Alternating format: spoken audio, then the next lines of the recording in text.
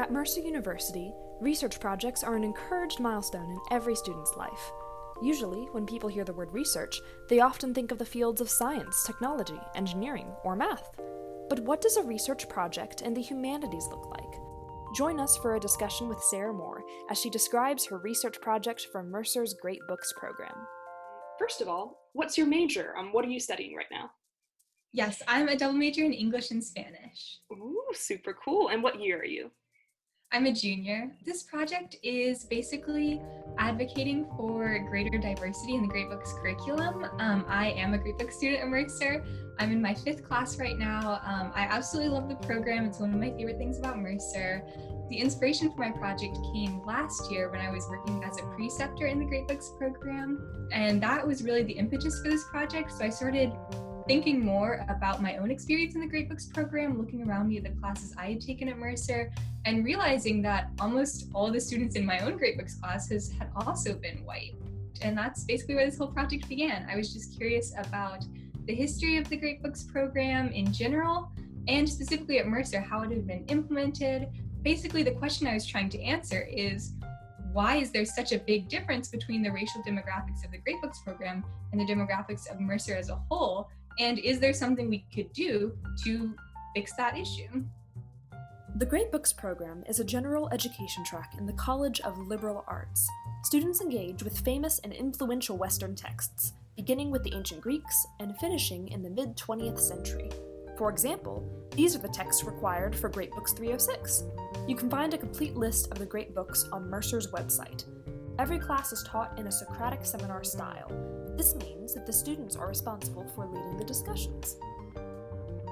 Some of the most interesting things I found out, definitely looking into the history of the program, it started at Columbia University in 1929. And interestingly enough, from the very beginning, the creators of the Great Books program never intended for the Great Books list to be a prescriptive, definite list of the Great Books.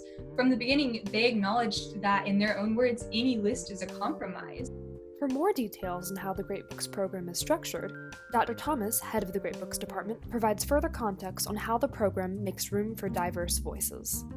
I am Professor Charlie Thomas. I'm a professor of philosophy and Great Books at Mercer University. I also am the director of the Great Books program and the co-director of the McDonald Center for America's Western Foundations. In terms of the mechanics, one thing that we have in the program is there exists, and there has existed since I was a student. The name of it is the 80-20 rule, and that is when you inherit as a Great Books faculty member the required readings for your course, those readings can constitute 100% of your syllabus, or they can constitute as little as 80% of your syllabus, giving you 20% discretion to add things. They need to be within roughly the same chronological period as the other books in that course, and you have to clear it with the director. Every Great Books instructor is at liberty to add women and people of color and other marginalized voices as long as they fit within the chronological period. What we're doing right now as a faculty is we've committed to a 3-year project where we all use our 20% to include more people of color and women. To compile all of her research, Sarah created an entire website for her Great Books project. On the site, you can find information on the history of Great Books at Mercer, a hypothesis and methodology, an extensive survey, proposed solutions, a case study, and her acknowledgments. As an expanded version of the 80-20 rule, Sarah created a new recommended curriculum for the, quote, global Great Books. Part of my research is looking at Great Books or Great Books adjacent programs at other universities and seeing what kind of texts they include on their curriculum. Something else really interesting that I found out with my project was getting to survey students. I am an English-Spanish major. I never expected to get involved in scientific research or anything like that, but I reached a point in my project where I felt like I had to include other student voices besides just mine to see if my experience was unique or if there were other people who felt like me. So I had to go through IRB approval to get approved by Mercer to research human test subjects and I got to survey Great Books and INT students here at Mercer, and hearing their own stories about their experiences in both of those programs and their motivations for choosing one program over the other was so interesting and so gratifying. My final product is going to be somewhat of an open letter addressed to Mercer, not coming off in a way I don't intend to, as if I'm being overly harsh on the program, because I want to make it very clear that this is something I love and this is something I want to see stay around at Mercer for a really long time. The great thing about the Great Books program is that it is a tradition. Regardless of what we're reading, we are contemporary people, and if this is a tradition, we need to bring it into the present moment. We need not to just read these books, but we need to let these books read us. I have to ask, what is your favorite great book that you've read so far?